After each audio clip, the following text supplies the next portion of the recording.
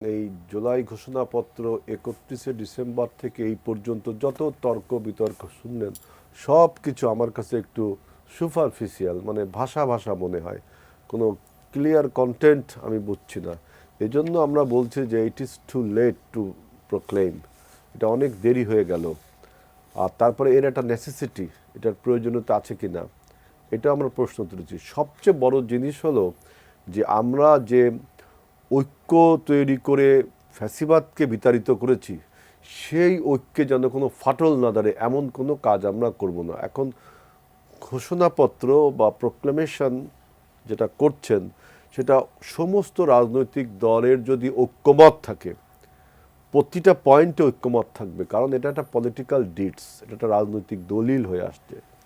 আপনি মনে হলো যে এখন এটা হবে রাজনৈতিক দলিল, তাহলে কিন্তু ঐক্যমত হলো না।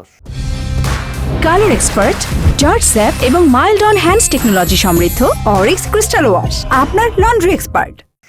আপনার ফ্যাসিবাদ বিরোধী যত শক্তি আছে তারা সবাই মিলেই আপনার এই দলিলটা তৈরি করবে। এই দলিলের আবার একটা দিক লিখলাম, রাজনৈতিক একটা দিক, ঐতিহাসিক একটা দিক। বলছে যে 47 থেকে এই পর্যন্ত যত ইতিহাস আছে, সব ইতিহাস কি রাজনীতিবিদরা নির্ধারণ করবেন না ঐতিহাসিকরা নির্ধারণ করবেন? কারণ ইতিহাস রচনার দায়িত্ব তো রাজনীতিবিদদের নয়, এটা ঐতিহাসিকদের দায়িত্ব। সুতরাং এটার ঐতিহাসিক যে মূল্য, সেটাও আমাদের নিরূপণ করতে হবে। রাজনীতিবিদরা যদি বলে ইতিহাস এইটা লিখতে হবে, তাই তো সেই ফ্যাসিবাদের জামানায়ও ওই একই কথা হয়েছিল। আমি প্রোক্লেমেশন অফ আপনার রেভলিউশনের বিপক্ষে বলছি না, আমি বলছি যে এটার নানা দিক নিয়ে কথা বলছি। এর একটা আইনগত ভিত্তি তৈরি করতে হবে। তারপরে আপনার মনে করেন যে যে এইটার আপনার 5 মাস আগে, অর্থাৎ 5ই আগস্টের আগে আমাদের যে আকাঙ্ক্ষা, যে আশা, যে প্রত্যাশা ছিল, সেইটাকে যদি আপনি 5 মাস পরে ডিক্লেয়ার করেন, তাহলে সেই ডিক্লারেশনটা অনেকটা ম্যানুফ্যাকচার্ড মনে হয়, অনেকটা এক্সাজারেশন আছে এর উপরে, কোনো ম্যানুপুলেশন মনে হয় কোনো একটা ভেস্টেড ইন্টারেস্ট থেকে এই কথাগুলো বলা হচ্ছে। এগুলো কিন্তু সব স্পেকুলেশন, অ্যাজামশন। সেজন্য আমরা বলছি এর প্রয়োজনীয়তা কতটুকু। এবং এই ঘোষণাপত্র দিতে, যে ঘোষণাপত্র যদি সবাই মিলে, যেমন এটা প্রথমে সরকার বলেছিল থার্ড পার্টি ইনিশিয়েটিভ, পরে সরকার নিজে অ্যাসিমিলেট করে সমস্ত দলকে ঐক্য, সরকারের প্রয়োজনীয়তা উপলব্ধি করতে পেরেছে যে একটা ঘোষণাপত্র, একটা পলিটিক্যাল ডিডস বা রাজনৈতিক দলিল, এটা সবার ঐক্যমতের ভিত্তিতে না হলে সেটা একসময় মুখ থুবড়ে পড়ে এবং নতুন করে একটা বিতর্ক জন্ম দেয়, নতুন করে কোনো ষড়যন্ত্র, কোনো ফ্যাসিবাদ মাথাচাড়া দিয়ে উঠতে পারে। এই জন্য সরকার এটাকে সমস্ত রাজনৈতিক দলকে ডেকেছে, খুব অল্প সময়ের মধ্যে নোটিশ দিয়েছে, এবং পুরো প্রোক্লামেশনটাও কিন্তু সবাই ঠিকমতো পড়তেও পারেনি। এখন এই প্রোক্লামেশনটার নানান খুঁটিনাটি বিচার করে, বিশ্লেষণ করে, তারপরে আপনার সবাই যদি ঐক্যমত হয়, তাহলে এটা গ্রহণযোগ্য। কিন্তু আমি তো বলছি ইট ইজ টু লেট। আপনি 5 মাস পরে যে আপনি যা আশা আকাঙ্ক্ষা দিবেন, সেটা তো অনেক সময় চাপিয়ে দেওয়ার মতো হয়, তাই না? এটার আবার রেট্রোস্পেক্ট ইফেক্ট দিচ্ছেন আপনি 5ই আগস্ট থেকে আপনার এই প্রোক্লামেশনটা কার্যকর হবে। এইগুলো অনেক অসঙ্গতি কিন্তু এর মধ্যে আছে।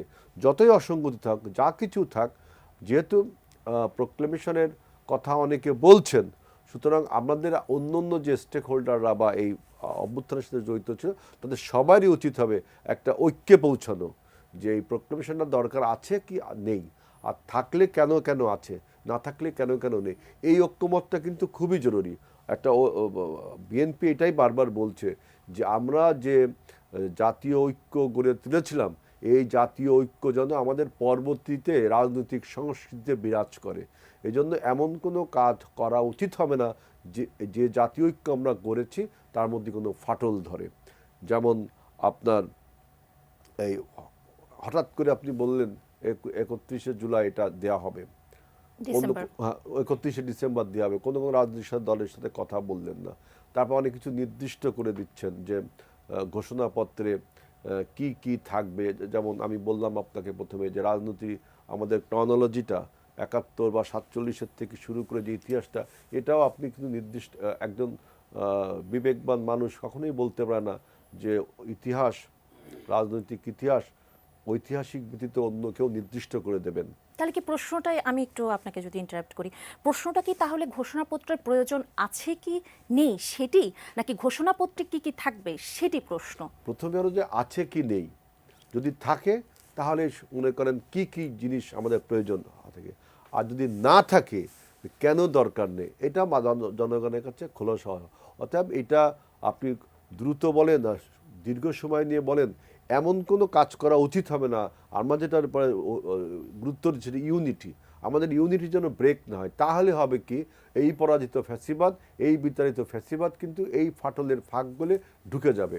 সুতরাং এইসব বিষয়ে আমাদেরকে সতর্ক থাকতে হবে যে এই ঘোষণাপত্র নিয়ে এইটার ঐতিহাসিক তাৎপর্য বা ঐতিহাসিক মূল্য যতই থাকুক না কেন, আমাদের ঐক্য কিন্তু সবচেয়ে বেশি মূল্যবান। আমাদের ঐক্য দরকার সবচেয়ে বেশি, যেহেতু পরাজিত ফ্যাসিবাদ আর ফিরে না আসতে পারে, ফ্যাসিবাদ যেন বাংলাদেশের উপর চেপে না বসে এবং নতুন করে কোনো ফ্যাসিবাদ যেন আর তৈরি না হয়।